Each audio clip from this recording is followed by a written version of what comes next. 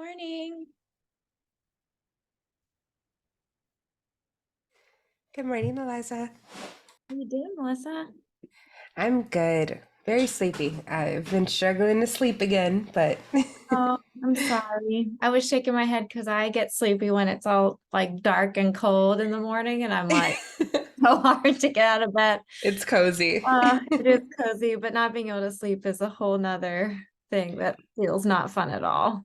Yeah, it's fine though. I struggled with it in college, so it just is a continuation. And hopefully it resolves soon. Yeah, I hope so.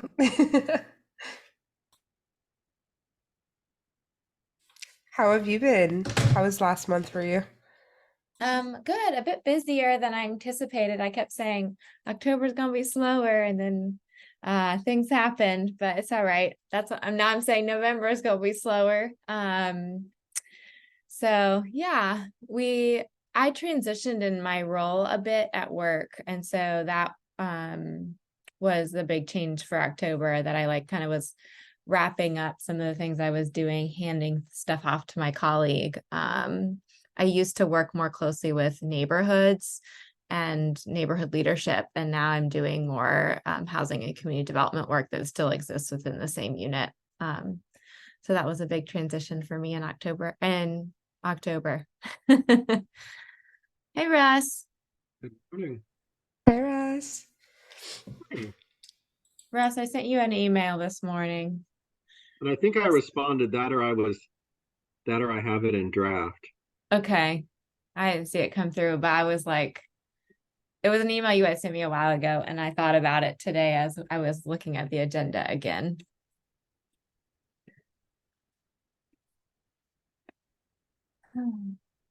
Hey, good morning, everyone. This is Jonathan calling in by phone.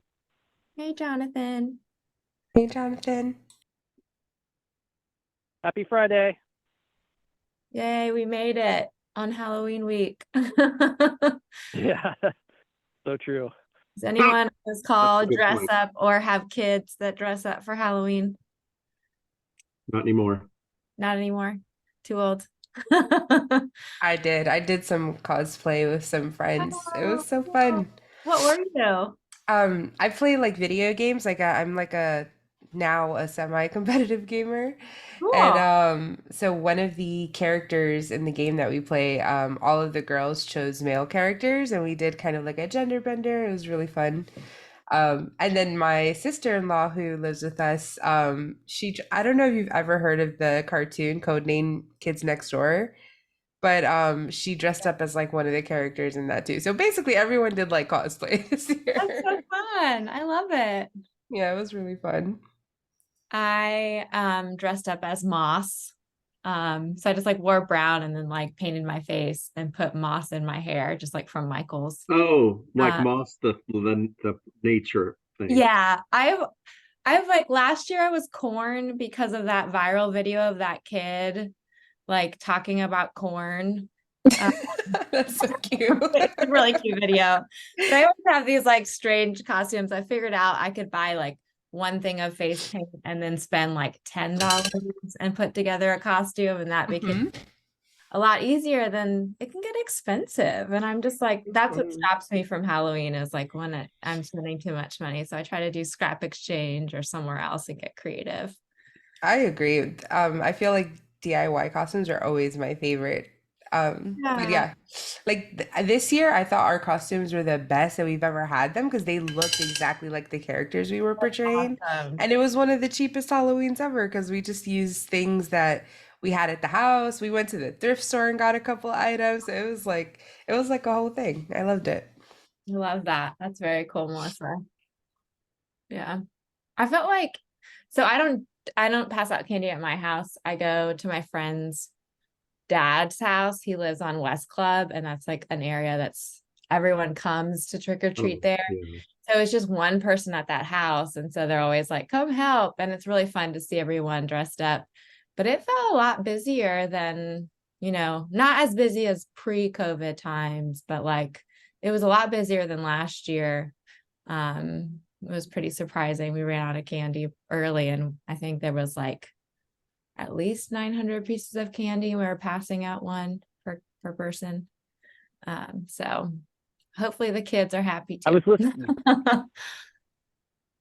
was listening to an article about how much Americans spend on Halloween, and I was shocked.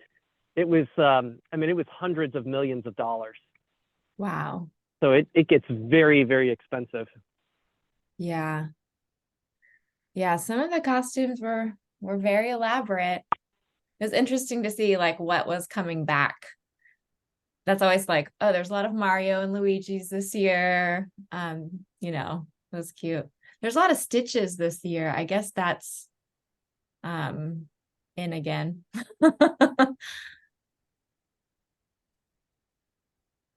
Yeah, I think a lot of like 90s, early 2000 cartoons are coming back. So I've seen so many like costumes of like 90s, 2000 characters. It's really nice.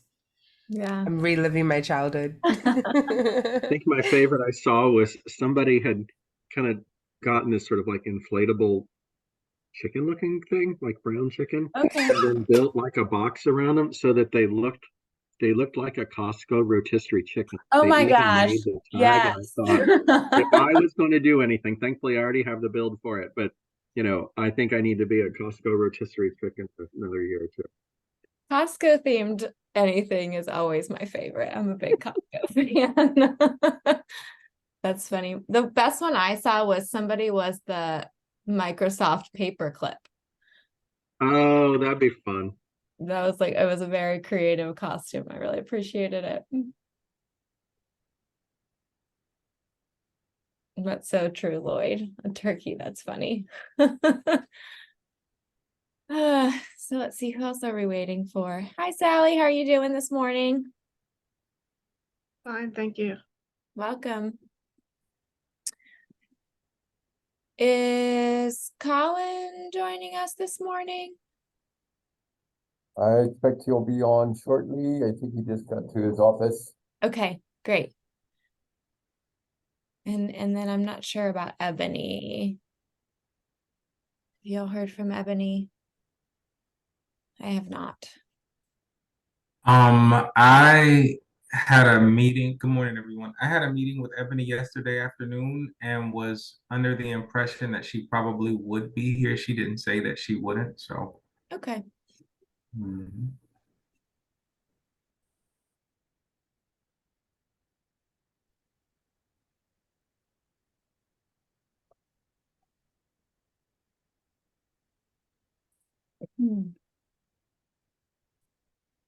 I will confess, on We'll be right Tuesday with I us. thought, oh gosh, I've got to get those exec committee minutes done.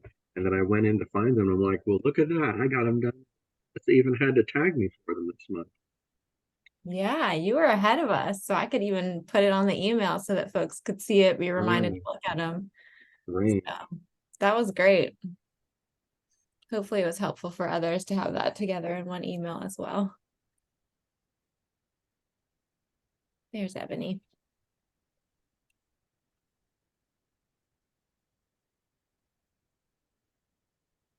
Morning, Ebony. Good morning. Hey, Jeffrey, how you doing? I'm great. How are you this morning? How's everybody? Doing well. I like that pink shirt. It looks like pink from my end, at least. It's orange and Oh, okay. Orange. close enough. My monitor's old. No, it actually, I just noticed my picture. It does look pink. I'm like, okay, wow.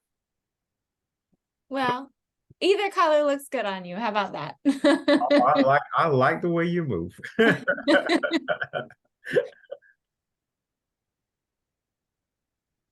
Well, let's see.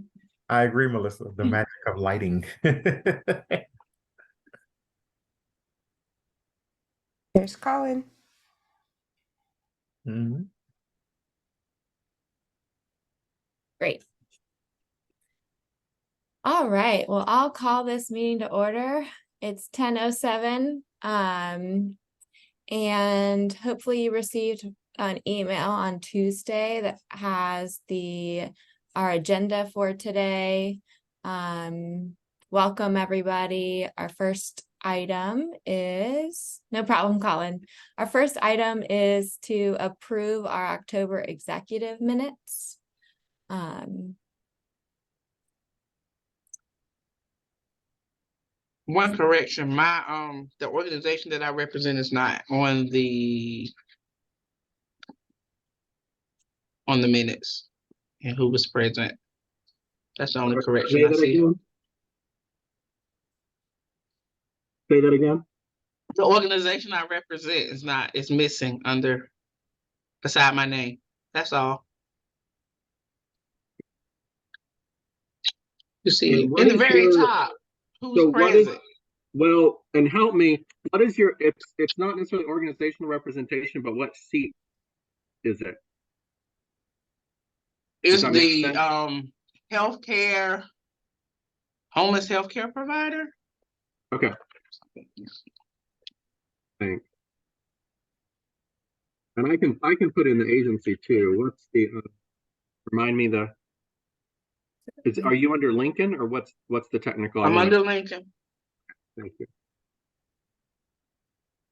Great. Thank you. Other than that correction, I move that we approve the minutes. All right, we have a first from Sharita. She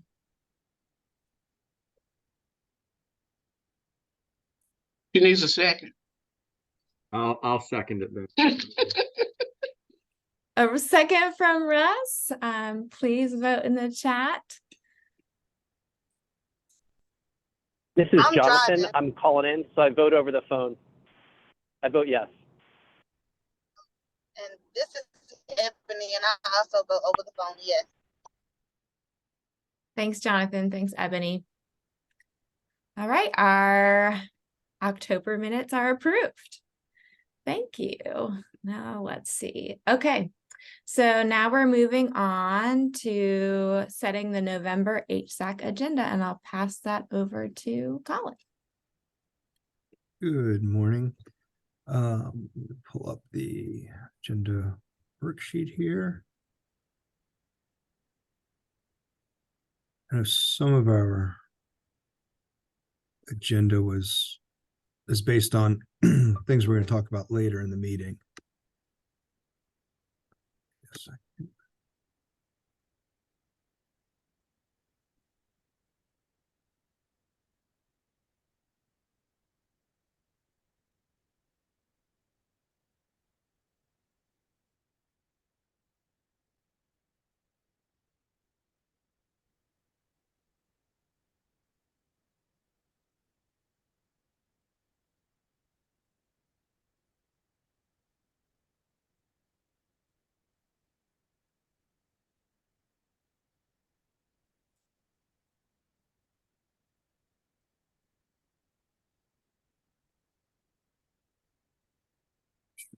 screen here.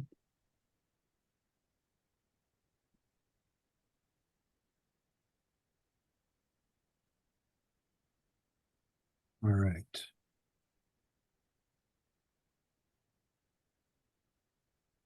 Here's kind of what we had thought and have sitting here.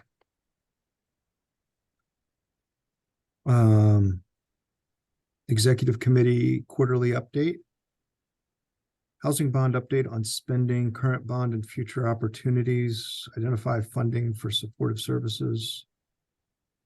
I think that would be a presentation, and I'm not sure we'll be able to pull it all together by this month. We might be able to. Populations to watch and plan for, families, seniors, those who don't want assistance. Training dashboard presentation, and urban ministries. Sheldon has said that November would be a good time for him to present on what's happening at urban ministries with the St. Philip's Urban Ministries redevelopment plans. And whatever else. These are just kind of things that are on the agenda. It doesn't mean it has to happen in November. These are just topics that we have sort of thrown into November as placeholders so we don't lose topics. And we can add or subtract whatever we want to from this.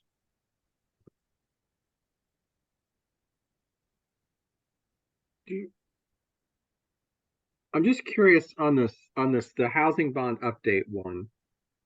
Do we need to clarify what we're wanting to hear? Because I think what I've heard is we want to hear like what units are actually going to be available, how referrals work, and what's the timelines. And I think probably part of that's coming from, I know like with this Hardy Street project, that was in the first round of RFPs, and something in the RFP, it was very vague, like, will you work with a homeless service system? It was something along those lines, because we got a bunch of calls, and so like we're participating in that. We From the DHIC self-help H&H perspective, we're still not entirely clear. We've got to work out what that's going to mean there. We know that there's units. I think the current understanding is just we'll be the main referral somehow. I can't. We're working on it, but I say that all to say we probably need to know what the list of units coming online is and what that process is. So what units, when they open, and how people can apply or access them? And what does it mean? All of those contracts include some reference to working with the homeless system, but there was no real definition in the first RFP that went out. I think the second RFP had more definition. And so it may be that we need to know how each of the projects understands what that means, because it just, like I said, it was very vague. Yeah. I don't mean that critically. It just, No, I think I at the time it was the most sensible thing to write based on what everyone knew to ask. So it may be more than just community. This may be something we need to bring in the developers or the property managers who are going to be running those to also be part of that presentation. I don't know if the multifamily team would necessarily have all of those details. Well, most groups wouldn't have property managers in place yet based on where they are. Yeah. I mean, the developers might know, but maybe we could even just start with what's promised. Yeah. All right. I can get with Matt Walker and see if it's possible to do that in November. Does that make sense, Sharita? Because I know this is something you've brought up at different times.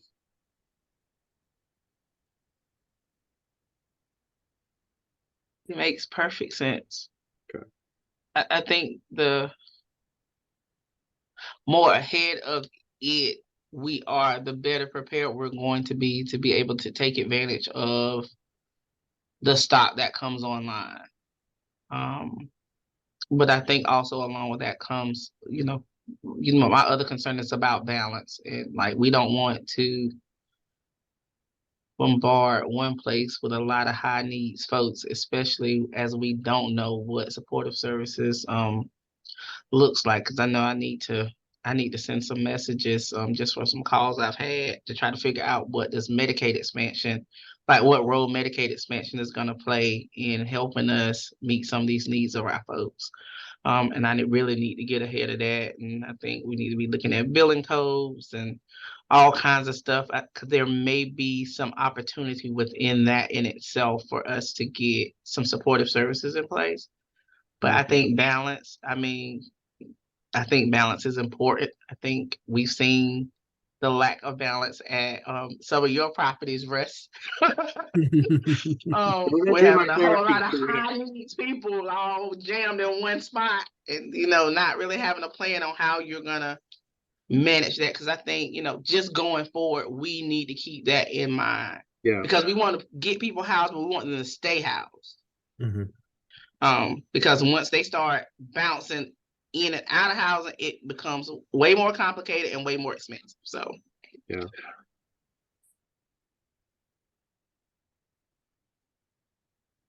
And sorry, if I can ping off something Sharita said, it may be worth, even in this group at some point soon, to have a conversation on the Medicaid expansion and what that means. I know in terms of our internal team, we're bringing in Fred Johnson and Ann Oshel to both walk us through it, because the Healthy Opportunity pilot projects are winding down, and it's going to scale across the state now.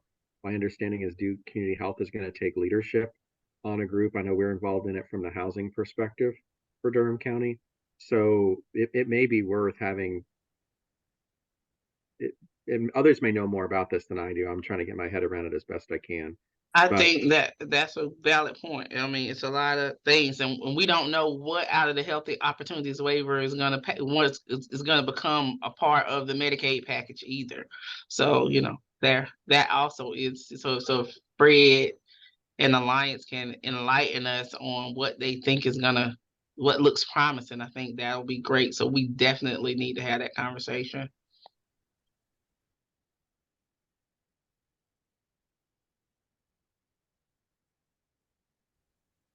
So you're saying bring in someone from Alliance, Fred from Alliance? Fred is with Community Health at Duke. Okay. And he actually facilitated the RFP response for the original pilot projects. And my understanding is he's going to lead. You'll have to have a regional consortium in place, and apparently Duke is willing to step in and be that leader. And then Anne works on it all the time. So I think the two of them together could be a really good pair to kind of help us get our heads around what's coming potentially. And I mean that more probably for this group first, or a smaller group, before we kind of go live with everybody, so we at least have some sense of it, even if we invite them back for that. Yeah. I think the other important piece of this is figuring out, a huge portion of our population is going to qualify now for Medicaid like they never have before. And so just the process of securing the official Medicaid benefit is something that I've been since the original vote went through. I've been trying to figure out what that means for here. How do we rapidly get people signed up, and then folks who are in PSH and not necessarily connected to healthcare, how do we get those people signed up? Is like my next level of thought, Russ. So like I was gonna probably at some point have a conversation with you. I suspect it's gonna be a backlog. I suspect it's gonna take a while. Lincoln is trying to gear up for us to be able to have the ability to do Medicaid applications for our patients, our Lincoln patients. I'm trying to get space here for in the mornings to try to get some Medicaid applications in. But what I did learn from legal aid is that anybody who has that family planning Medicaid now, on December 1st, they will automatically transition over to full Medicaid without any problems. So I've actually started just applying for family planning Medicaid for everybody. I've been doing that for about 3 weeks. So as soon as I got word of that, I'm like, let me figure out how to make this easier, more easier than hard, especially for our people who have a lot of high needs, who need ACT team services and things like that, Russ. Yeah. We need to be going ahead and getting on it. Yeah. So that they can get those supportive services. Well, and if we can get them in to help us understand that, like what it's going to be, and then I think you're right. I mean, some of the system navigation piece is really critical, and I think we could get partners to the table to help us with some of that for the system. So and it would probably help us the application in the future. So the state has done a series of community-based trainings for the EPAS system, which is the state system, and that's kind of where they're trying to direct all the traffic to. Okay. For the most part, but as you know, some of our folks are not computer savvy. So what does that mean if they're pushing everybody to this online way of applying for Medicaid? So that's one of the reasons why I'm trying to get ahead of it. But also, if we do paper application for all these people, they still have to input all of that data. So organizations can apparently get a business kind of account for EPAS where you can actually help your clients apply and get things in and be able to go back and see progress and things like that. I had asked Lincoln to allow me to be able to venture into that world. I haven't been able to do that yet. But I imagine the other community organizations may be also free to do that. So Russ, if I can, I will go into my email and find the link because it's supposed to just be sitting. They uploaded it, so at least to get the training part done. But we need to figure that out because that's going to open some doors for a lot of our people who couldn't get CST and ACT team services when they need it. So I'm hearing this being connected to the Medicaid expansion conversation that we would like to have with the exec before it gets brought to the full HSAC. Is that correct? Yeah, maybe. So is it? We're in the 11th hour. You know, like December the 1st is like right around the corner. It's less than a month away. But they also didn't approve this thing until the end of September. So you didn't have. So I think it's the two things. I mean, there's the Medicaid expansion, so more people. I mean, I think that's probably the immediate piece Street is talking about that probably does need to be highlighted sooner than later. The other piece is this like more creative ways to use Medicaid, for lack of a better way to put it, based on the HOP expanding. And that's something that's going to be happening. I mean, I think the lead time is at least a year at this point on that part of it, if I'm understanding from Fred correctly. That's the healthy opportunities piece. Yeah, Mhm. yeah. Okay. So does that mean that in this month's full HSAC, it would be important to talk about, hey, we're in the 11th hour and this is what's coming? Or is that a conversation that's already being had amongst providers?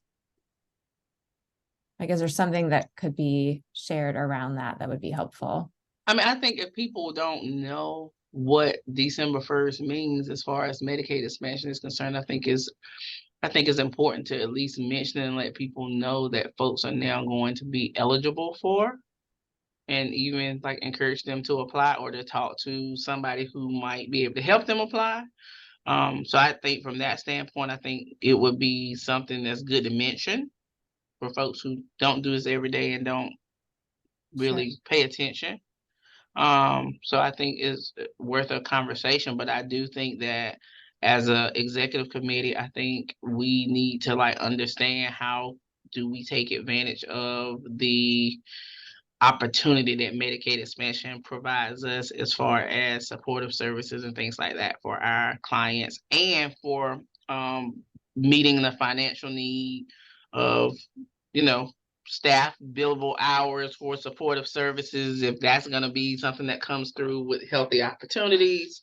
I'm specifically interested in the billing codes for street medicine, because for so long Lincoln has said they don't do street medicine, but in conversations I've had with the National Council just this week, they were talking about their billable codes in there. So I'm just trying to figure out how we figure all of that stuff out. So I'm just really intrigued and interested in how we can use it, because supportive services is definitely something that we need a lot of. Yeah, absolutely. Okay, so if we were going to have an item on our agenda in November, Good. I think it could just be an announcement. Okay. And I would not be the one to give that announcement. That's not my So help me with who to do that. So the Partnership for a Health Durham Access to Care Committee is working. If they haven't finished, they were supposed to be working on like some literature to be able to pass out to the community. So I am more than willing to reach out. Lloyd, have you recently been in a meeting to know if they've gotten anything like a one pager? I'm sorry, I have not been in those meetings. Okay, I'll reach out because I did reach out to Bria when it first passed, to figure out, you know, if we were getting ahead of it and how we were marketing to the community of folks that would qualify for, you know, the availability of it. I'd be more than happy to have something prepared for our meeting for the 16th. Rita. Yes. Thank you for taking the lead and doing sort of like a small presentation on it. And very small. Yeah. 5 minutes. Okay. I'm not expert at it. Is there, and I think you bring up a really good point. Is there like anything out there that sort of gives, like, there's got to be a visual or a snapshot that we can share that sort of says, here's kind of the new qualification standards. So the document that I did see from the state is very wordy. It's not easy. person. I don't think it's friendly. It's a lot of words. It's tiny writing. Some of the words are not like the simplest words to really understand. Mhm. And one of the tasks of the Partnership for Healthy Derm Access to Care Committee is to make that stuff plain. Make it, at an easy to read, easy to understand level, which is why I want to just reach out to them and say, hey, have we refined a community message that we could share? Because I think that would be more beneficial than the monstrosity that I read. Okay. Okay. Yeah, I was just trying to think it would be useful to have, like, if it's kind of like a couple bullet points. Here are the people who are now eligible that were never eligible before. So we Well, don't. 138% AMI. I mean, of the no, 138% federal poverty level and down. So 138 and below. Right. So we need to Is do that some math. population? So we need to do some math and find what that number, what that dollar amount is. And then are there any other criteria, or it's just as long as you make less than 138% of the federal poverty guidelines, you're going to qualify? So that's a good question, because when I was on the training, it was interesting some of the questions that the Medicaid application now asks. Mm-hmm. It almost sounds like they may like try to tier the Medicaid in a sense. I don't know if that's the intent, but some of the questions I asked, do you need in-home supportive services in order to stay in your house? Like they ask questions like that. So it makes me think that they're gonna tweak. They might tweak Medicaid. It might not just be a standard Medicaid, but they haven't said that. They haven't come out verbatim and said that. But those questions just make me think, why are you asking those questions if everybody's just going to have Medicaid? And then the other thing is there any concern about enough providers being able to or willing to accept Medicaid? That's been a challenge in other places I've been where, I know we've got Duke that'll accept Medicaid and Lincoln accepts Medicaid, but and Alliance will accept it, but there are more some, need but I than. think in our community, I don't think we have that big of a problem. Okay. Now, Medicaid expansion might change that. That's what I'm saying. That's Some what I'm folks saying might is, start opting out of what they accept. So I don't know. But like right now, there are not a lot of places where there is a barrier to access when Medicaid is involved that I know of. like I had a friend who owned a physical therapy practice for years and years, and he took Medicare, but he would not accept Medicaid because the reimbursement it cost them more money to process the Medicaid reimbursement than they got. So for him, he's like, whenever we have somebody calling with Medicaid, we look at kind of how busy we are and where are we financially. And we just take them as a pro bono client and don't deal with the Medicaid. We just do it for free because it's easier to do it for free than it is to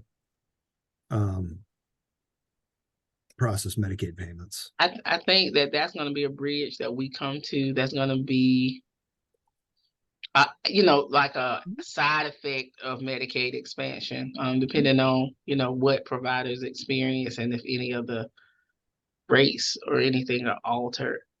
I don't know, but like I said, with the questions that they're asking on that application, it just makes me think they're going to do something funky with the Medicaid, and they just haven't said it yet. Or they're trying to make sure they've got enough providers that, if you need a whole bunch of in-home providers, if you've got all these people needing it, well, do we have enough people to meet that need? I could see that also as a needs assessment. I imagine with Medicaid expansion coming online, from the standpoint of community-based providers, knowing that a lot of those people that they tend to get referrals to come into their organizations, the fact that they have Medicaid actually might be appealing. And we might see a lot of folks sprout up that haven't sprouted up before because they know that folks have a means to pay. Maybe. Well, thank you for bringing this up. I'm glad we're going to have a update and a conversation. Thank you, Sharita, for being willing to bring that to us. 5 to 10 minutes, Sharita. 5 to 10 minutes. Yep. Okay. Great. The executive committee update, probably 5 minutes. Now that we've got a little bit of clarity on, what's this first step in this housing bond update, What do we think? 20 minutes, Colin? Um, I'll have to see if the multifamily team can pull stuff together for it, Okay. but yeah, it could be 20 minutes. But I think we may want to bump the housing bond because Urban Ministries, like Sheldon was thinking a November presentation on Urban Ministries redevelopment. So I also wanted to check in because I think when UMD did their presentation, only me, you, and Helen were there. Mhm. So I wasn't sure if we had talked about or if Sheldon indicated that he wanted to do a presentation to exec first and then to the full HSAC, or if it was a request to go to full HSAC. It Just was to wondering. go, it was to go to the full HSAC. Okay. Okay. And they're prepping for a full update to the commissioners, I think on December 12th. Mhm. So this would be in line time-wise Great. with the updates they're doing. So let's prioritize that presentation over the housing bond and the populations to watch. Okay. That sound right? That's what I would do, and also making sure that we give a housing bond update enough time to sort of prep that, because there's a lot of moving pieces, and that team just lost somebody, so they're scrambling and short-staffed on that side. Okay. So maybe it's worth reaching out to them, Mhm. but Move that to December. move it to December. And then did Sheldon say how much time he would like for the UMD presentation? I assume that people want to have a discussion as well Probably. or ask questions. I would bank it as like 20 to 30 minutes. I'm texting him now to confirm he's still Sure.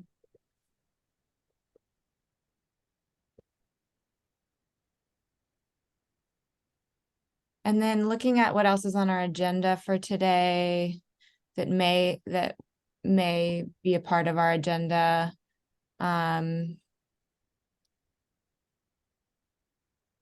We've got to discuss the governance charter piece. We're reviewing the conflict of interest and absentee report of HSAC members. And then there's the priority or item from Jamboard. And I was going to bring forward something that Russ shared with me is through our Masters in Public Policy. There's a deadline upcoming around like some research that students can do, and we could submit an ask for that that could be related to some of the priority item that I emailed about around Jamboard. So I don't know if that needs to go to full HSAC or just this exec team to get an approval, but that deadline is November 17th. So we need to get it through this month if we wanted to apply.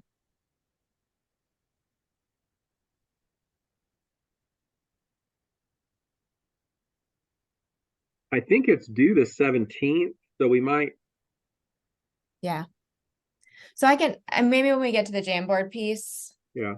maybe we just like leave the agenda where it's at and then move through the rest and figure out what are the items that we're ready to move forward. I'm just not sure if we're going to talk enough about governance charter and the other pieces to bring things to. Do we want to move this populations to watch for and plan for down to December? I mean, it's kind of a note that we just sort of want to. Yeah, let's do that for now. And then we'll see what comes out of the rest of our discussion today. Okay.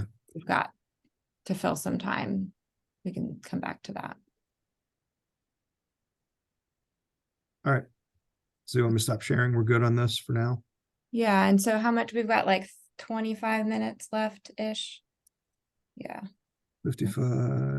Yeah, about that. Okay. So we can, Liza, yes. I just posted a link. The day one Medicaid expansion flyer that the state released is in the chat. Folks want to just click on it and save it or print it or whatever. Great. Is that something that we could have put into the agenda or as some sort of attachment, if that would be helpful as a part of the conversation. Yeah, we could send that out. Yes, that's state messaging, so definitely. Okay. It answers your question, Colin, about like who's eligible to apply and stuff Perfect. like that. Thank you, Sharita. All right. Well, next on our agenda is the calendar for the year. So a couple months ago, we said it would be helpful to kind of see what are the things that are reoccurring, knowing that some of those dates change, but we kind of know these are the things that are happening generally during these periods of time. So I'm not sure who I'm passing off to for this one. Anthony. Where's Anthony? Oh, Anthony said he was Oh, he stepping dropped. away for a minute. So Okay. let's Let move me to hold on a side. second. No, wait, hold on. I can find it. Give me a second. Okay. He's the one who was helping me. We met as a team and we're blocking a bunch of things out the other day in terms of timelines. So we had put together a sheet. Let me pull it up here and see if I can share it. And he and I were kind of working on it yesterday, so I've got it here. Hold on. It's not perfect, but it sort of will give you an idea of what's happening and when. This is kind of our generic calendar, if you will, January to December. It takes us out 12 months. And starting here, we've got our PIT housing inventory, PIT and the housing inventory count, which is part of our annual piece, which is done in January, but all of this stuff is due in April. So you've got January, then deduplication, cleanup for February and March, and it's due into March, early April. You'll see somewhere over here, planning begins in October and November, December. So we've kind of already started the planning for the PIT count and getting things lined up. So you can kind of see this is a circular calendar, if you will. It's not starting with the current month that we're in. HUD, this is kind of our longitudinal system analysis and our system performance, which is due annually in January and February. We're actually starting that data cleanup and deduplication stuff that NCCH helps us lead that. System performance process. That's part of the part of this LSA due that NCCH is helping with. We need to do COC membership requests. They go out, the renewal starts in January, but we need to do outreach in May. And we're supposed to be looking at the COC governance charter on an annual basis. So our thought was making sure that we put the COC governance charter in there so any adjustments that need to be made can be done at the June meeting. So it'll be ready to go into effect for the next COC year. The COC system performance is due in February. The HSAC retreat that we're planning is in February. I did not put anything in there for the planning for that. Written standards and manual. This is stuff that we're working on now, and we sort of need to be updating and looking at it on a regular basis. So we'd be doing that in the February, presenting it to policy and planning in March for an approval in April on an annual basis. COC meetings, obviously those happen twice a year. The full COC, not HSAC. HSAC is a monthly meeting, but the full COC, but making sure that the governance updates, any governance updates, we're ready to addressing those in the, March to June process, March to June timeframe. So the executive committee has time to weigh in, and then HSAC, and then take it to the full COC for a vote in June. Collaborative application. as you all know, the registration process starts in March. The pre-application begins, and then we go through a period and it's due in September, October timeframe. White flag, we really need to be planning white flags starting in May every year, if not sooner, but we figured May, June, July, and making sure we have our full plan approved by August so that the shelter is ready to open November 1 and runs through the end of March. State application for ESG funds. This is in the June to September timeframe. And a coordinated entry evaluation that we have to do every year. That is due at the same time as our state ESG application. And then any policy updates that we want to do is discussing, create the process, and training folks annually in the October to December timeframe, which we're doing now. So that's kind of all of the big stuff we could think of off the top of our heads. There's probably something we've missed, but these are kind of the general rhythm of things that happen that sort of come through on a repeating schedule. And I'm happy to send this out. There's other things down here, but these are more items for us internally that we have to manage. I see your hand. So I know that when we were doing our most recent community assessment, and Lord, you can correct me if I'm wrong, there was some areas in there that we didn't do so well with. Is there any plan for us to try to work on those things for the next time we have to do that? Work up which things? Lord, you can help me. Can you help me? The areas where we struggled, the healthcare engagement. I know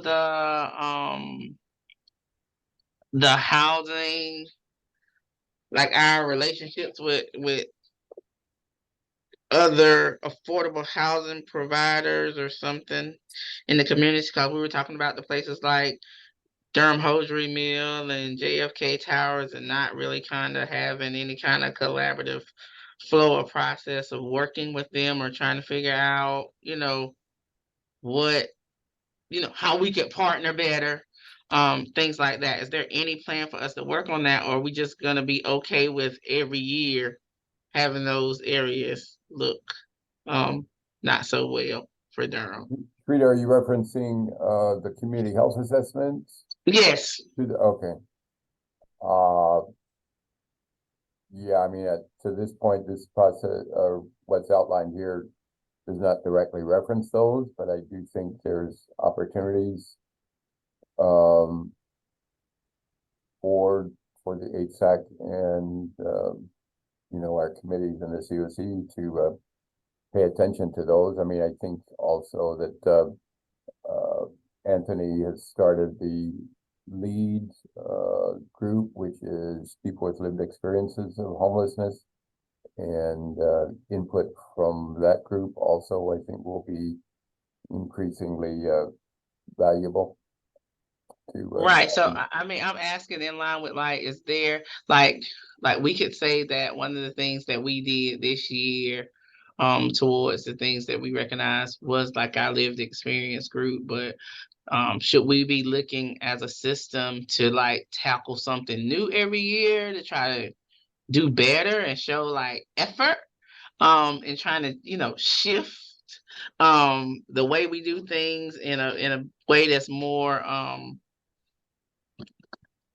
what's the word, responsive to us having areas where we don't do so well in. So I might be able to help with some of this, Sharita.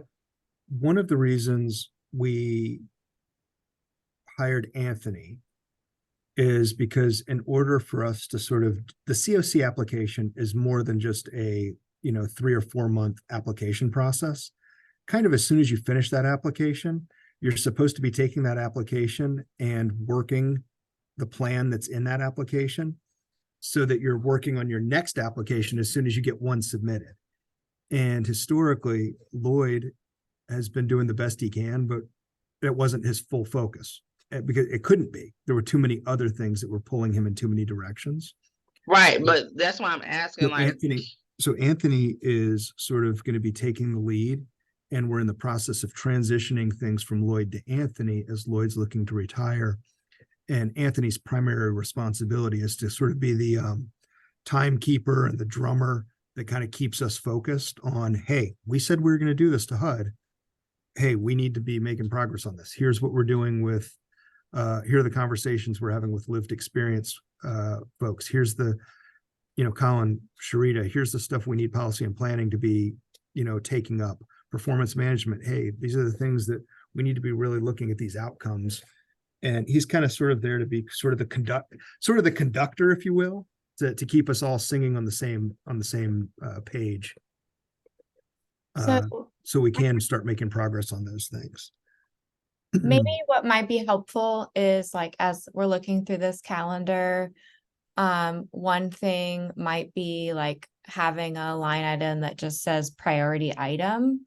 And as the exec team and the full HSAC decides on what that is, we can map that out as a part of this so that we can see, and that might be aligned with something else that's already on this chart, but maybe that will help us think about that piece that Sharita is bringing up. And I think this also kind of ties into our Jamboard update as well, that we'll hopefully get to today. The other thing I'm hearing is the group that, and I'm forgetting the name of the group now, that Anthony is bringing together with people with lived experience. I'm not sure if that needs to be its own line, but I think that there might be, according to what we're talking about at full HSAC, there might be some strategic times to make sure we're elevating those voices, whether it's in full HSAC or in committee meetings. And I'm not sure if that is something that's reflected in the calendar just yet, but those would be, I think, two things that I'm hearing that might be helpful.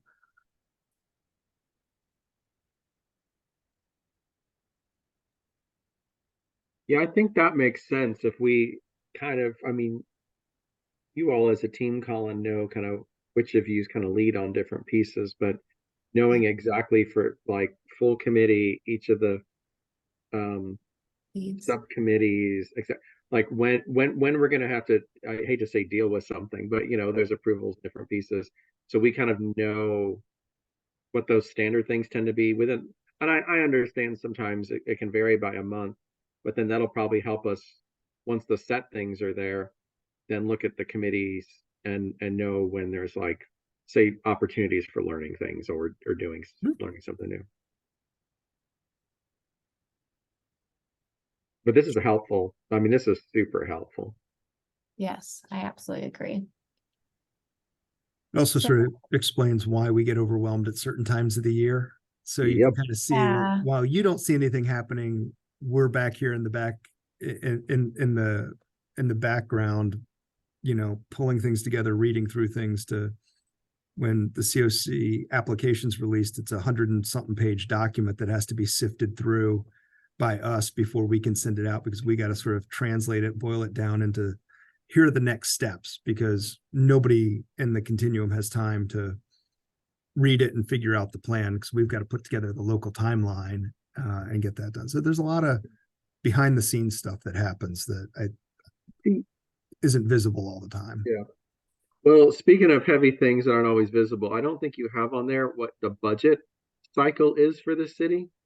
And that might be helpful, because if we're increasingly going to engage with the city and county, I keep coming back to sitting in city council meetings, and I think it was when there was a request from the fire personnel for raises and things, and somebody said, if you brought this up in January, this would have been very manageable. Bringing it up in June is not manageable. That is true. And I'm not ascribing a value to that, but I just was like, oh yeah, there's a process to this, and if we just knew what the timeline was, people could align better in years where that's necessary. It kind of starts now. Yeah. I mean, I was fearing.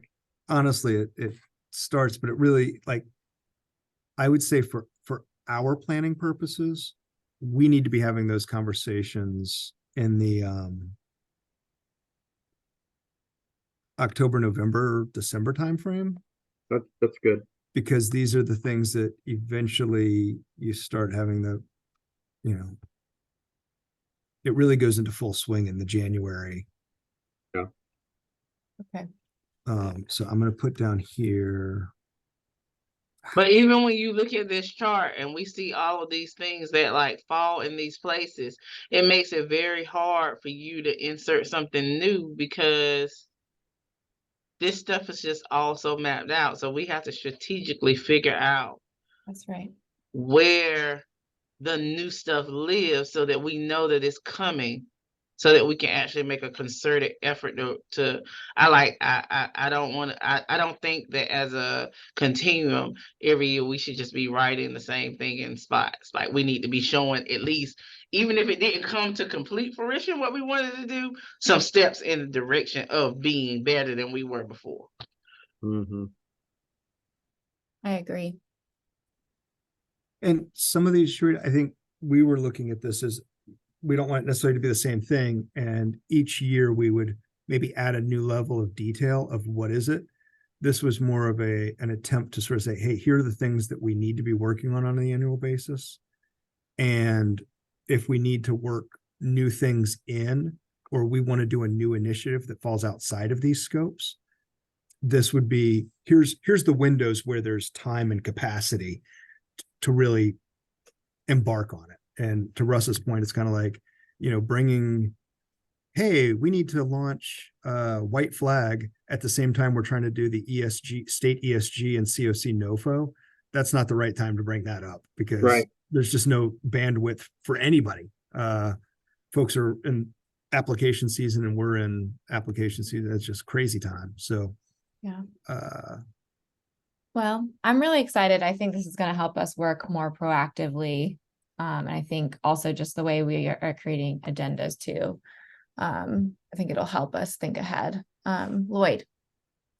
Thank you. I was chatting with Anthony a bit earlier this morning about this, and I think one of the areas I mentioned to him that I think we can do better at is referencing the county budget cycle as well as and getting a better understanding at the HSAC level, as well as for, I think, the Community Development Department as to what Durham County is funding in its efforts to address social services and needs. We know they're funding, by way of example, and gratitude to them, their involvement with our Entry Point Durham and getting coordinated entry fully implemented into the Department of Social Services, but there are other inputs in supporting the homeless housing system in Durham also, I think need to be acknowledged as well. I think, the department as the COC lead agency, city's Community Development Department does a good job keeping the HSAC informed of what we're doing, but perhaps we can work more closely with the county on what they're doing and increase the collaboration between the two local governments. Great. There's been some good collaboration. I know certainly during COVID, Colin was heavily involved with emergency services and making sure our health services were acknowledging the challenges.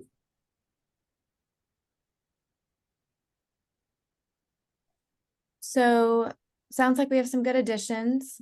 I will propose that if we can get this email to us, we can spend the time in between this meeting and our next meeting looking at it, and we can revisit this conversation if folks have other ideas that come up.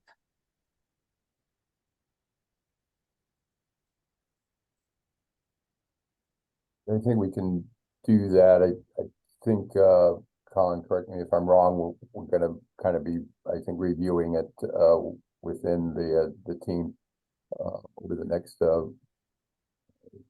few days or week and get it out to the Great. To the committee.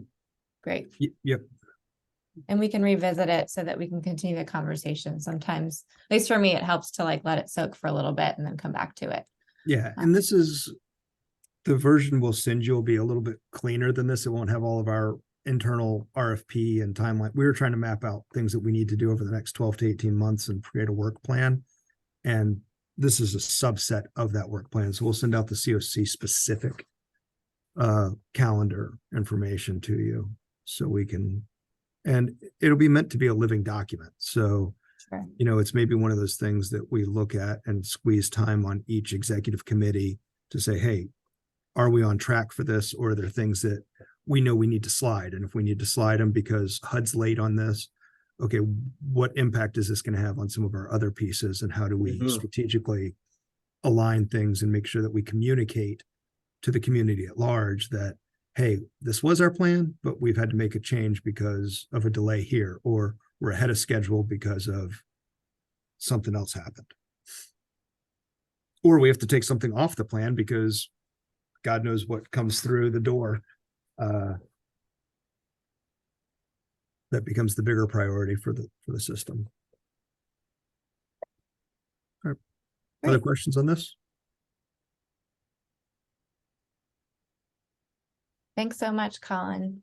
Yeah, Anthony did the hard work of putting it all together. So kudos to Anthony. Thank you, Anthony. All right, so let's see.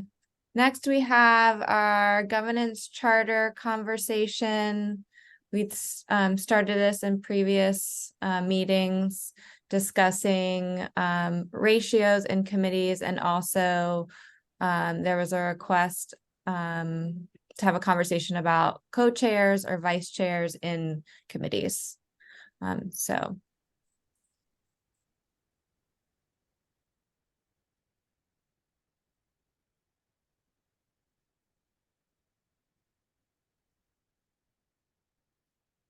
I will defer to wherever anybody would like to start. If we want to start with co-chairs, which may not be an issue because I think both committee, I think everybody's got a secretary now. I know policy and planning do, and I think I heard Jonathan, performance management has a secretary now. Correct, we do. Okay, but in the case that the chair is not there, that means that the secretary would be required to do both roles, which we've also talked about is not ideal. Is that still the way folks are feeling, or is there a second layer? That seems like one layer has been solved. There's a secondary layer. And so just wanted to re-elevate that as. I think that with Zoom helping out a lot with the minutes, it wouldn't be problematic now. But if we ever went back to in-person meetings, it would then become problematic. So I think the how we meet impacts whether that's a good plan or not. Okay. So in terms of capacity online, Sharita, you're feeling like online is fine, in person may be trickier. Right. What about the layer of, I think the other layer we had talked about is bringing on new folks to become chair, and how if let's say Sharita, you 1 year are deciding you don't want to do this forever. What's the process, right? Of you want to do it forever? I can't. No, I've said that before. I'm like, we need to give somebody else an opportunity. Everybody's like, well, Sharita, I so I think that's the other piece to think about that Jonathan also brought up for us is right now, it doesn't really feel like we're setting y'all up for success as leaders to train somebody, nor somebody to be set up for success to feel like they could try to step into that role. And so I think that's the other question here is like, how might somebody be able to learn and step into something? And I think that's where the idea of co-chair came up. And so just curious how y'all are feeling about that at this point.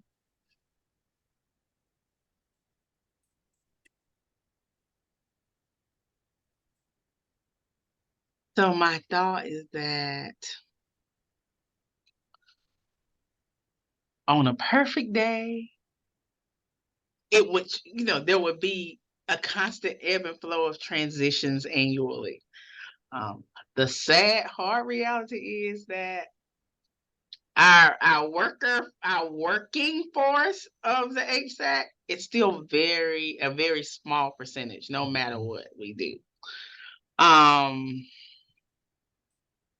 So it becomes tricky because, if somebody says, Sharita, I'm tired of hearing you be chair, I will gladly give it up and just sit there and give my opinion all the time. Like, I'll do that. I don't have a problem with that at all. So I'm on a board now with the National Healthcare for the Homeless Council. And so my role right now is chair elect. So next year, like, I transition. So like I get this year to kind of see and feel it out. And if I can't meet the obligation, then I'm not held to anything. They would just, elect somebody else or whatever. But maybe that's less intimidating for somebody, like, to help kind of get them trained along. But that at the same time can end up being a vice chair situation. I just don't know if we have the same people working, is it still going to be redundant? You get what I'm saying? Because a lot of new people are not coming in to work. Mm. Mm. Has this conversation ever been brought up at the actual HSAC meeting where our members are? I remember the only reason why I joined policy and planning is because when we were in person, someone mentioned, I can't remember who, but someone mentioned that the planning committee or committees needed assistance. And because you were a part of the ASAC, it was expectation for you to be on the committee. So I joined the policy and planning committee because someone mentioned that. Do y'all remember that? So I think, yes, I mean, that's how I got in, to the place with HSAC that I have, because the conversation has always come up. The problem is there are so many people on the HSAC that are not adherent to that requirement. And Colin and the team, they've been doing trainings, right? So I'm pretty sure that this message is communicated in those trainings, right? Yeah, but I understand what you're saying, but what I think what I'm trying to say is that I've never heard it come up. I haven't heard it come up recently in an HSAC meeting. So so I can only assume, I can only speak for myself. If this was a year that I was not a part of any committee and I haven't heard anyone mention that is a requirement or expectation for me to join, I have not heard it all year, I wouldn't be interested in joining a committee because no one has mentioned it. But that's just my opinion. I don't know. So I know that the last meeting and the meeting before that, we did, like, remind people of our committees and that the committee still had vacancies or needed additional help. I don't know if the word mandatory or requirement was Is it mentioned. mandatory? It's not. It's Okay. not. And that's part of our challenge is the governance charter states that basically 2/3 of the committee has to be made up of HSAC members, which are board members. Part of the challenge is a lot of the HSAC board members are not involved in homeless services on a day-to-day basis. And a lot of the people who have the most knowledge only get 3 out of 9 seats at the table. And they're the ones who really have the bulk of the information and could really help with figuring out what the need is and what the best solutions are, because they've got the firsthand knowledge. Because the HSAC has so many diverse interests and viewpoints, and everybody on the HSAC has other jobs, the way that governance charter is set up is we cannot expand those committees to include more COC or direct service providers on those committees. So it makes the workload even harder for a smaller and smaller group of people. Yeah. I feel like we end up with a little bit of a circular conversation on this because there's a design flaw. Mm-hmm. And I feel like we need to move to the point of dealing with a design flaw. And I don't mean that in a dismissive way. Like, we are only ever going to give Sharita and Jonathan a break by redesigning how this is Mhm. all set up so that there's a flow of people in and there's people at the right points. Because I think, it's kind of that thing. I mean, we've all been in other organizations too, or committees where you've got these like automatic seats, so to speak, on a board or on a committee. And 9 times out, okay, I'm not gonna put that high. 7 times out of 10, those folks are like, I'm here because I gotta be, and I am sure as heck not signing up for the extracurricular activities. And that's what committees begin to feel like, or subcommittees. And so, it's interesting because one of the things I shared with Eliza is we work every spring with a group out of the Stanford graduate students that do great research projects. I can unpack that time. And I'm tempted this year. I said to her, I'm tempted to set them loose on like, go study other COCs and tell us how they're structured, because they always come back with really, really good information. And like, we can work on it and they can bring us some data and then we can go, okay, this may or may not work. Because we just have a significant design flaw in what was done. And if we're going to get more frontline, I mean, we need more frontline people. I mean, not even just, like, you don't need more EDs in many of these conversations, maybe not even director level people, but more people that are frontline in some of it. So we've got to redesign them. But I think at the same time, I think there's still some mandates of who HUD says that has to be a part of the work. And in my opinion, that is so that the people who do it every day can educate the people who don't do it every day on what we need, in hopes that they will scale up change. Like, that's ideally why in my mind, why it's designed the way it is. The problem is, I don't think that always happens, because those other folks are not as engaged in the conversations the way they need to be. They just kind of fill a seat. So you get what I'm saying? You're absolutely right, Sharita. HUD says your continuum of care should include all of these specific parties. We in Durham have made our HSAC made up of all those parties that HUD says. So basically our HSAC, our governing board of the continuum of care, is really what HUD says your continuum of care should be made of. If you were to redesign this, you would say our continuum of care is really our HSAC. The HSAC would then vote annually to create a smaller number of people who are actually the governing board. Your secretary, your secretary, your chair, your vice chair, and the chairs of your committees would be the governing board, and your continuum of care would be that HSAC plus additional COC members who want to join, right? Right. So we've kind of made our HSAC our governing board as well as our continuum of care. It kind of serves two roles. Yeah. Versus the way you would have a smaller governing board. Like if you're looking at a nonprofit organization, a nonprofit, your board of directors is your board of directors, but you would have an executive committee who in a nonprofit could make decisions on behalf of the full board in absence of a board meeting. If there was something that fell outside and it was set up that way.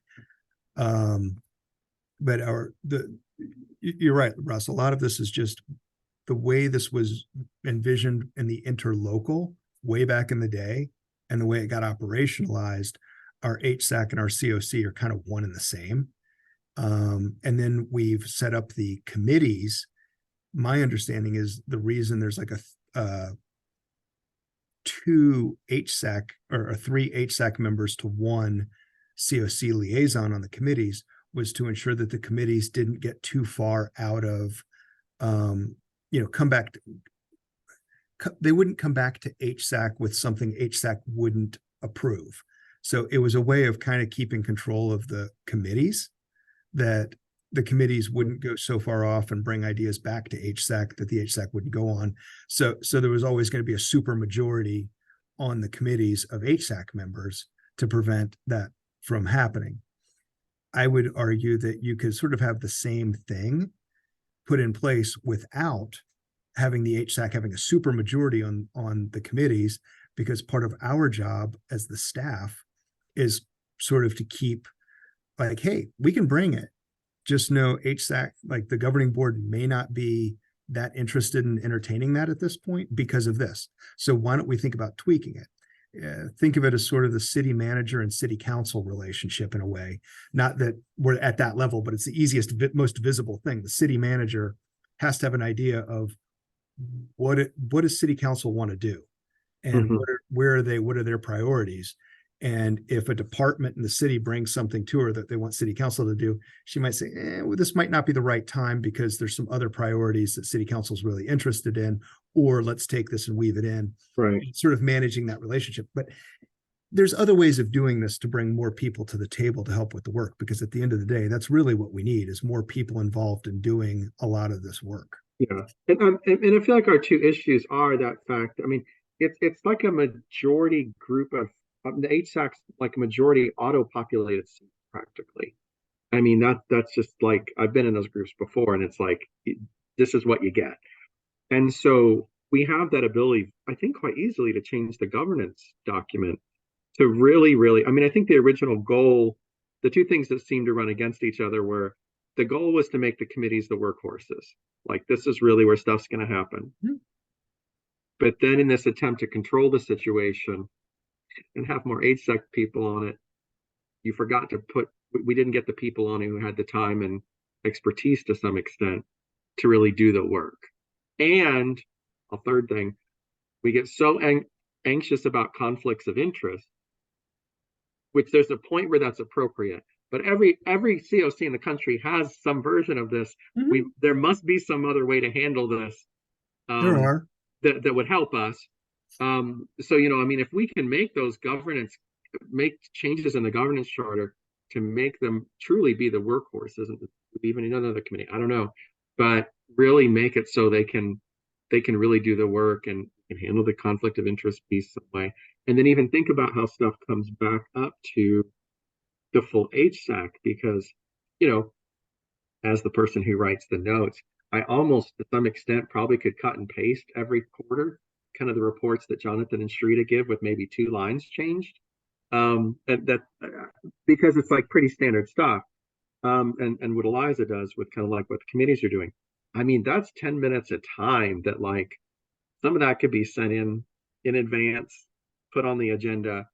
Here's what we've been doing, but here's a highlight of what's really important and things that we need the group to be thinking about, or even some of the reports that come from staff. Some of that stuff could be distributed in advance. And like, here's what's really important about kind of piece. I mean, so that we're really thinking about the folks that are in HSAC, like, they're very busy people in auto-populated seats that are giving up an hour and a half every month. How do we really honor and make the best use of that time? Everybody's busy, don't get me wrong, but this is such an add-on for some of those positions, sure.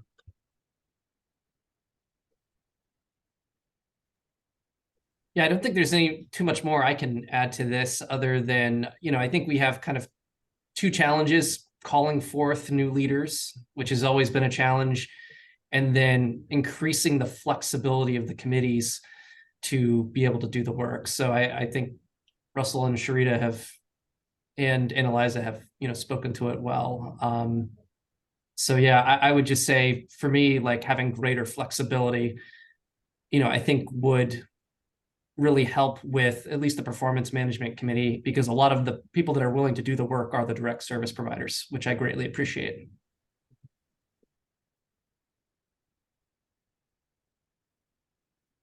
So what are the next steps? How do we keep this conversation moving? I think we could go look at our governance charter, and either we as the lead agency could mark up some things and bring back some suggestions based on kind of what we're hearing and seeing, or the executive committee, if you want to set up we could do it in the executive committee, or bring a small subcommittee of the executive committee together to sort of mark up some stuff. It's really up to you all to look at what we would like to adjust on the executive, on the governance charter. We can't go change the interlocal until that's a big lift to redo the interlocal, and the interlocal does need to be completely redone. because a lot of the things that are in there are outdated. And even if we wanted to do it, we wouldn't do it because HUD doesn't require it anymore. There, there's something in the interlocal that we're doing a homeless connect event every year, which back in the day, that was the only way people learned about how to get access to shelters. Now we have a coordinated entry system. There's no need for a homeless connect event where everybody's going out talking about how to get into their shelter and what services they offer. So we can make changes to the governance document. It's just, what process would you like to take?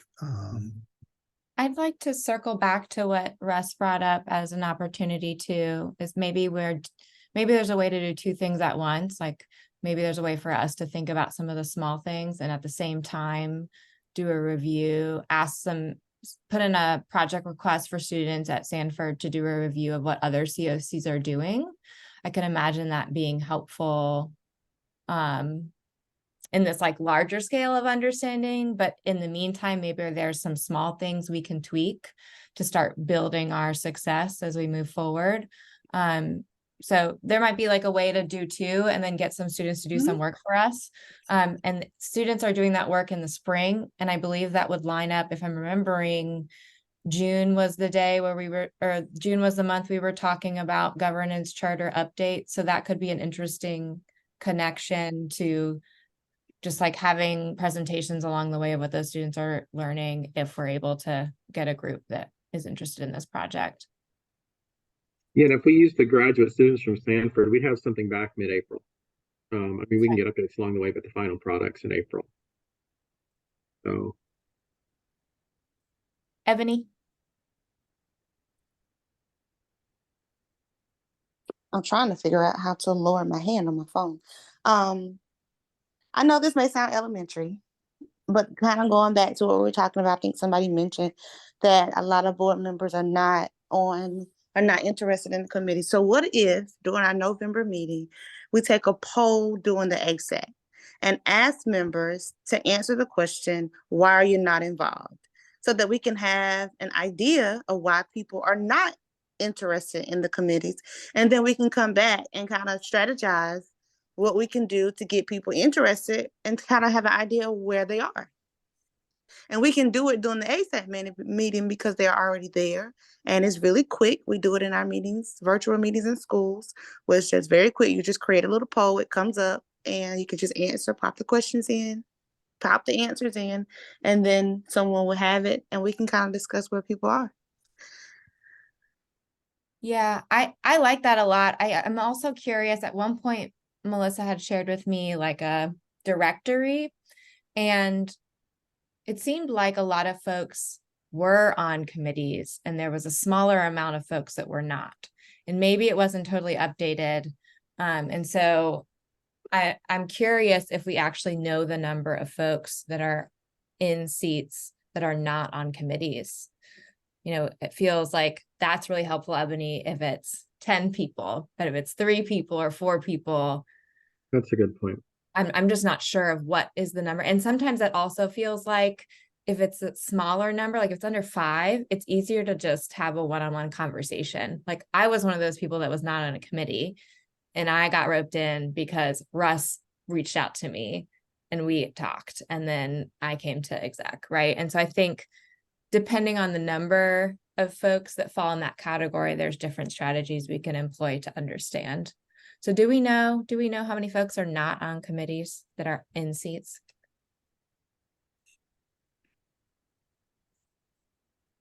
A lot. Yeah. Okay.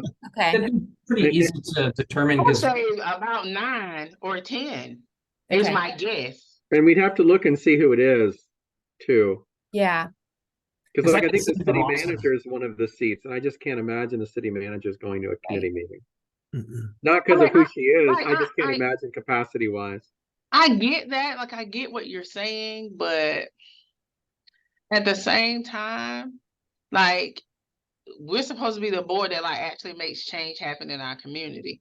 So like somebody from like the city manager sitting on the committee, I think whereas it might seem like it's a waste of her time, it shouldn't be, because it's a way for her to hear from a population of people in this city that people don't know about.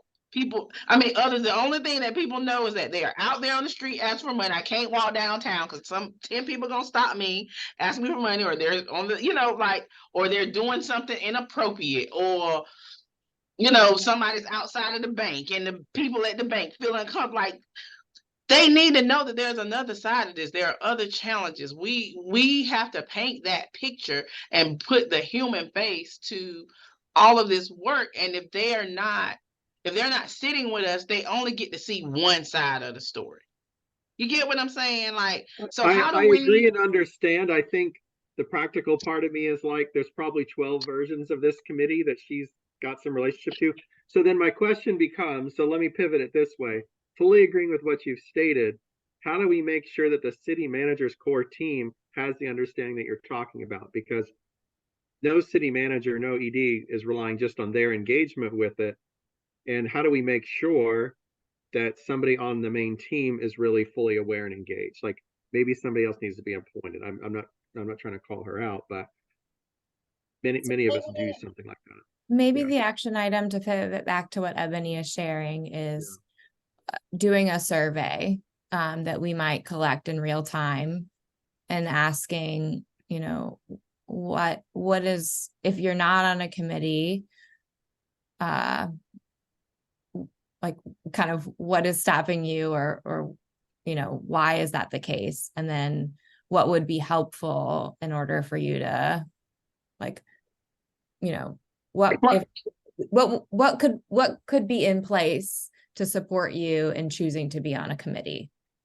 I mean, or even giving people the opportunity to say, like, this is not the thing that I feel like my time is best utilized in. There's somebody else in my office who I think would be a great person to be able to sit on this and give me back information that I need to, to do something with it. Like, how do we, so it's not necessarily a person, but representative that actually cares about the matters at hand. You get what I'm saying? Like, how do we like make it open enough for people to say, bow out and say, it's not for me, but I have somebody else who this is perfect for in our office, and still meet the without feeling like they're saying, I don't care about homeless people. We know that's not what they're saying. Yeah. I mean, come on, let's like figure out how to make this thing work, because we want people in powerful places to be able to take upstream what we need all the time. We need that. We need that before it get real bad and you got to go to city council. It's like, they need to know it's coming way before you stand in the city council making a pitch, right, for some money. Like, So let's add that to our agenda, and maybe we can do it in real time, but it sounds like maybe different than the one where people could see the results, since some folks may be sharing some things that maybe we should see first, and then we can. I just think it should be okay for us to be able to do that. All of these, a lot of our other entities and other boards in our community have people with lived experience and different things on those boards. That might be the best advocate. Like, that might be the best person. That person then might be able to feed into our lived experience group and bring people with them. Like we gotta think smarter. Like, and make it okay for, if this is not yours, then just, we need a representative that represents you who would be invested in this so that they can do the work. I mean, if we're not going to change anything and make any interlocal major changes or anything like that, because I fear we might get some pushback from some folks who might just want to be at the table. But like, we just need to figure out how to use this to the best of our advantage. We don't have the Council to End Homelessness of Durham anymore. We used to do a lot of, in that group, we used to do a lot of work like that came down from the, the leadership body. We would tackle a lot of those things in those meetings, and we don't have that group anymore. Yeah. So, like, how do we just do better and get more people engaged? And that might bring us more volunteers and more people standing up, and help revolve that door a little bit more, so we're not always having to be the person in leadership. We can be the person sitting at the table, giving ideas and making suggestions. Yes. So I Oh. was just gonna give the caveat that we do have some people who have asked about wanting to be on subcommittees, but they weren't available when they were given the schedule. So I do just I just want to give that little tidbit that we don't want to push people to serve on committees and then they don't attend meetings, because we have had issues at, this year, last year especially, where people weren't showing up to subcommittee meetings and then we couldn't do votes because we didn't meet quorum. So I don't want to like make people feel like they have to join and then they can't fulfill their commitments. But then I do agree that we need to try to get a little bit more participation. We do have some proxies for some seats for people who aren't able to attend our full HSAC meetings. So I think like having that conversation, that if there are other members on the committee who maybe they can't fulfill, the requirements of their seat, then maybe there should be some conversation about them having a proxy that can fill. I think that that's a conversation worth having. So Melissa, I'd also imagine that like being an option if we're surveying people, what's like, they would be able to say, I would love to join, but this time doesn't work for me. And I think collecting that will be helpful to understand, can we rethink the times that these committees meet? So I think when we create something, we should leave it open-ended so that folks can really tell us what the issues are and not be writing it in a way that makes folks feel like, we're saying you don't care about this and that's why you're not here. So if we can make sure that we word those well, I think that folks will feel comfortable sharing those pieces too. And thank you for elevating that. Sharita, I'm gonna jump back to you, but we're at 11:30. So I'm gonna be quick. Okay. So Melissa, just to just share to your point, I've never been told that I had people wanting to join policy and planning who the time was but one person, but the time was a conflict. Our meeting is not doesn't necessarily have to be the date that it is. It can change every year. The time can change and the day can change. It's not etched in stone. So I would love to know if people are saying this time doesn't work for me, but here are times that do work best for me, because we can always add it to the agenda early on and figure out when people have availability. That's and change our meetings accordingly. Great. Okay, so there's a few more things I want to quickly elevate before we jump off. We were supposed to review conflict of interest and absent reports for HSAC members. Is that something that can get emailed to us to review? And then I saw earlier, Melissa, maybe you had put in there, we were supposed to do a quarterly attendance report for HSAC. So that needs to be added to our agenda as well. Right. I mean, I could also email that. It's really Okay. essentially like I was just going to give you the names of folks who attendance isn't looking too good for, with the hope that either you, Eliza, as the chair, could like reach out and just, kind of check in and see how we can get people to attend. Great. So if you could email those to everybody on exec, I will follow up, and I'm happy to check in with folks and CC staff. I had sent an email with our recommendation from Jamboard. So I think that that's something that's we'll have to discuss in the next meeting, but please take a look at what's written. It was what I had sent, I believe, Tuesday for today's meeting. And then just wanted to remind folks or let folks know that Night of Remembrance is happening December 21st.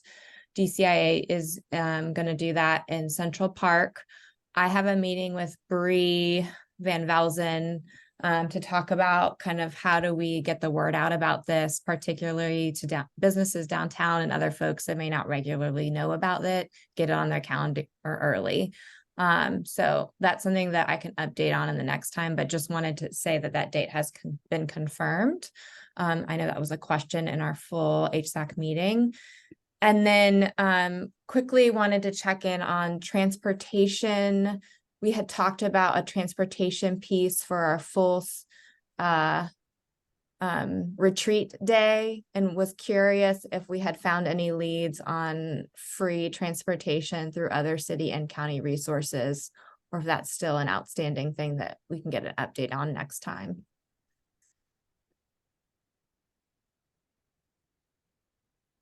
I don't think we have an update on that. Okay, No, so Eliza. we'll move it to the next, yeah. Just want to check in and say that if transportation becomes an issue, there may be a shift in what we originally discussed, which was visiting somewhere. And so I just want to make sure that this group hears that first, before that shift happens. So, and maybe this group has other ideas of where we can find transportation. Were we going to try the city first? Was that the plan? Like a city bus City or? clerk, I think the city clerk maybe had, I don't know. Okay. I think that's what I'm remembering. Yeah, that's on me. I did not reach out about that. We've been doing like updates. Now the city clerk's office is requesting like reports about how their appointed positions are participating. Russ, you have excellent participation, by the way. So like I want a little Facebook thing I can put up, when you're on there. It's too much. So I'm just working on that. But once we get through some of the participation reporting, I can try to follow up about that before our next meeting. Okay. Great. Just quick, speaking of participation, I was thinking we usually have a hard time getting quorum on these meetings that are off the fourth week. And this month it falls on like the 15th, which sounds incredibly early.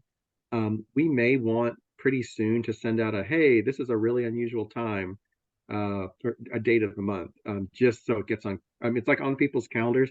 It may not be kind of in their head that it's that early. So if that's possible, it would be helpful. Great idea, Russ. Thanks, Melissa. So one thing I just want to circle back on is this idea to submit an application to this Masters in Public Policy group. Is that something that we need to vote on? And I guess now we may need, are we missing to maybe email vote on? I'm happy to submit it kind of, because I know Sally's raised before good questions and she's been paying close attention to what other COCs do. And so I'd even thought about a few of us as EDs getting together and saying, hey, we'll have a little core group that works on it. So if somebody objects, let me know. But I think we could submit and say that they'll meet with several of us when they start, get information on kind of how we do it, and look at other models. But I definitely, so I don't know if you're still listening, but I definitely want them to meet with you, Sally, and maybe part of that small group that meets with them to start, if that worked for folks. The only other one I'll mention, the other thought I had for that group that I would be willing to write up and share with this group is, if housing and healthcare is our focus, is there a way that a group could do a similar review of what healthcare institutions are doing across the country, particularly those like modeled like Duke University health systems together, that might be helpful in connection to what was elevated as a part of the JAM board, which we didn't get to talk to today. Mm-hmm. So that would be the other one. I'm not sure if I would be able to submit that one. But that's the other idea, that we could get some work done by students that would align to some of the things that we're talking about. And you and I could even reach out to the professor and see, because oftentimes people love the housing pieces, so and healthcare pieces. So we could see. Is it Ken Rogerson that runs this? I can't remember. Okay. I usually work with I think her name's Suzanne Katzenstein, is the professor. She usually requests to work with a few of us. So she could even advise on what would be good to submit. Okay. So we can follow up on that, but I want to make sure I keep this group in the loop as well. Cool. If anything, it'll just be a resource that hopefully will be helpful in the future. Okay. Well, now we're 6 minutes over our 1 hour and a half meeting. I really enjoyed the discussion. I think it was very well worth it. Thanks y'all for being willing to continue having conversations, and I'll take a motion to adjourn. I move. Thanks, Sharita.